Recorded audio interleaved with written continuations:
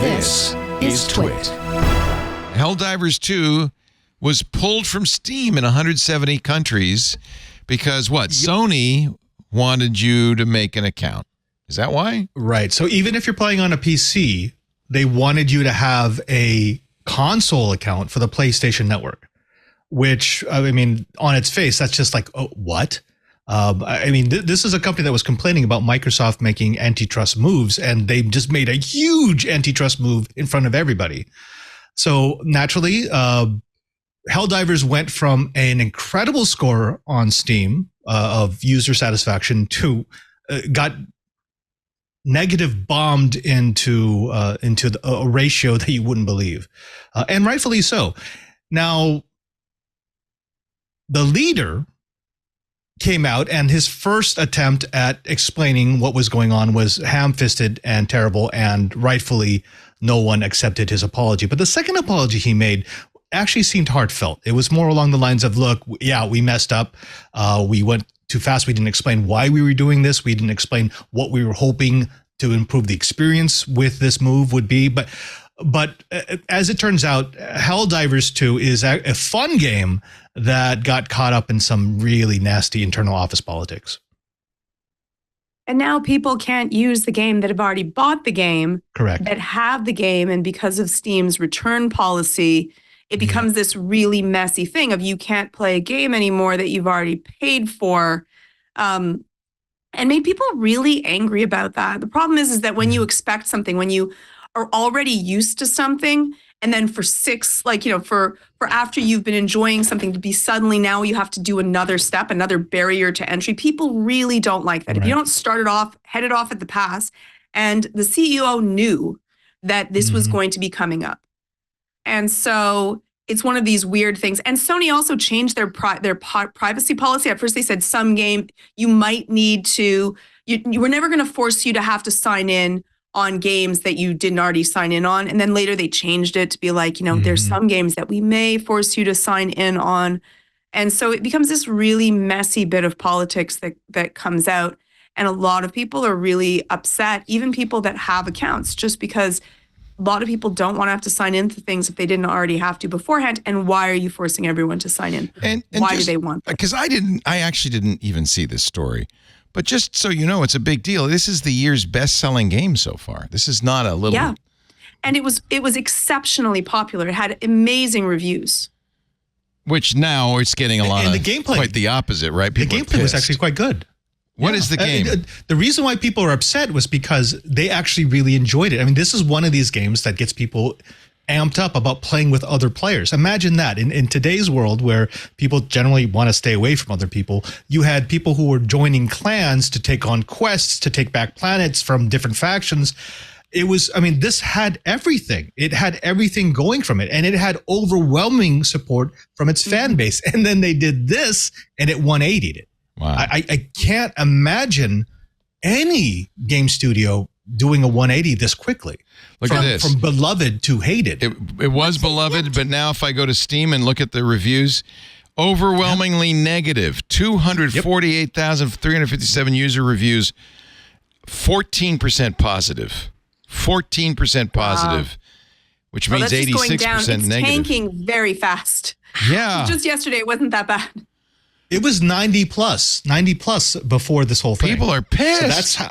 But the gameplay's not changed, right? It's still the same game. It's the same game. It's merely that you have to have a PSN account. That's it.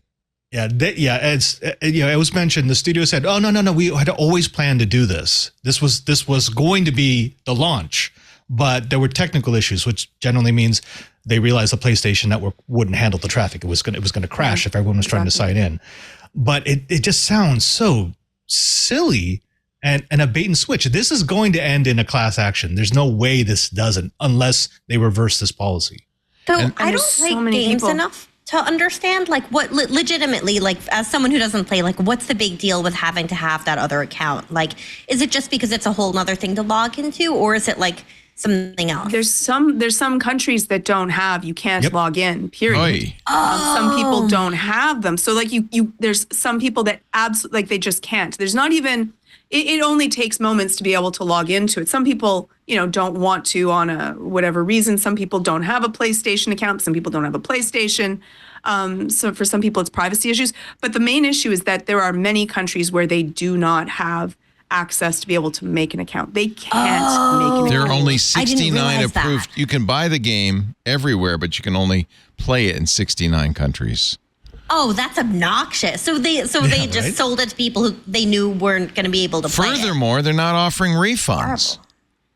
Steam hasn't yet. We're going to have to do something. They're going to get such backlash because and they keep on, they dropped it off of Steam. I think that yesterday it was 100, now it's 170. But they keep on cutting out countries that cannot get the game. So you can't buy it there. But a lot of people have already bought it. So. Oh, that's sadly, awful. this is part of the deterioration in the video games industry where we don't own games anymore. Yeah, we license this is games more now. enshittification. None of us get to own games anymore. We all Exactly, license which is them for so Steam. infuriating. So they get to do all the stuff that they want to, and we can't do it. We gave these They rights can up change it. 20 years ago, people. Sorry. Well, it's so Yeah, funny because yeah. the games industry, I thought, had learned the lesson of copy protection, for instance. But now this one has DRM. They're all coming back with copy protection. Is that suddenly because they're losing so much money to piracy? No. No, Not I'm sure for there's games. someone A lot of it's inside anti-cheat. who has convinced themselves Yeah. that that's why their profits are dropping. People get like that with copyright. It's so strange to me that the way the IP world works, where they think that lack of sufficient copyright is the cause of all their problems rather than their own slip ups. It makes sense that it happens in the video game industry too. I just wouldn't have thought of that, I guess. Well, and Sony, frankly, this is not the first time Sony has shot itself in the foot. I mean, it does this again and again. It is. I feel like they're kind of unaware. They don't understand their audience at all. I think they're so big, right, that they're not really paying attention. I feel bad for the game developers themselves because the game is really good and was really loved, and they had a lot of PR and a lot of people emotionally invested in the game and the people that made it. And the CEO made a mistake. This is, he's not blameless, but he was really honest about, listen, I also carry blame. It's not just Sony. I knew about this. I should have done things differently. I feel really bad. And has come out and said sometimes just I don't know what to do, or I'm sorry, I don't know what's going to happen, and been kind of very transparent, which I find refreshing. I think that even though he does hold blame and this is horrible and he's a part of this mess, at least he's out there right on the front lines, kind of taking some hits from people that are very angry and going out there and answer. He could have done the easy thing and just said nothing and hoped that this passes, which it won't. Honestly, I bet but he he's didn't saying have any choice, that this was part of his agreement to do whatever Sony wanted. It's a small Swedish independent developer, Arrowhead Game Studios.